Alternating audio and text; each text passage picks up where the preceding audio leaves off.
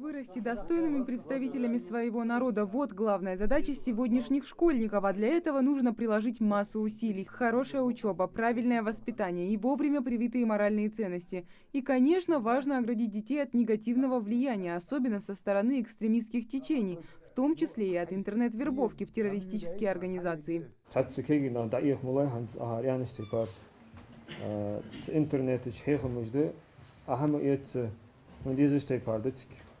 Ханвези иштворбу, ханвези вештворбу, ханвези ачиаз ви хайхем шкодуха. Цудо цар да ихбу иждуха. Цсири ах вахвези ахж баш бучит шорты. Цигбенца циг давахар харцаде бусулден дуч. Циг вахар хармду. Но напастью нашего времени является не только интернет и вербовка молодежи в террористические организации, но и наркомания. Причем тяжелые наркотики уступают аптечной наркомании, которая предпочтительнее по деньгам и доступнее.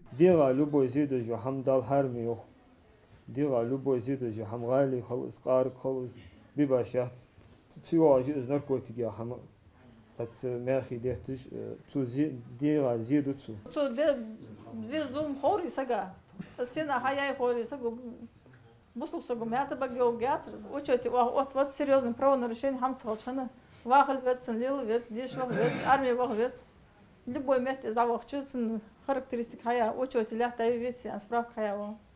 Очередь ляхта вали, что бяг из хамадити. Мероприятие предназначалось для старшеклассников, поскольку именно подростковый возраст является в этом отношении самым критическим и сложным. И очень важно, что школьники осознают это и понимают, что хорошо, а что плохо. Лекция была очень хорошая. Я не считаю, что это хорошо уезжать в Сирию, бросать свою семью. Сотрудники администрации сельского поселения считают, что такая профилактика очень действенна. Как следствие, в селе нет ни одного случая, связанного с наркоманией и продажей психотропных веществ. И свое маленькое предгорное село ради чужой войны в Сирии никто не покидал. Ему важно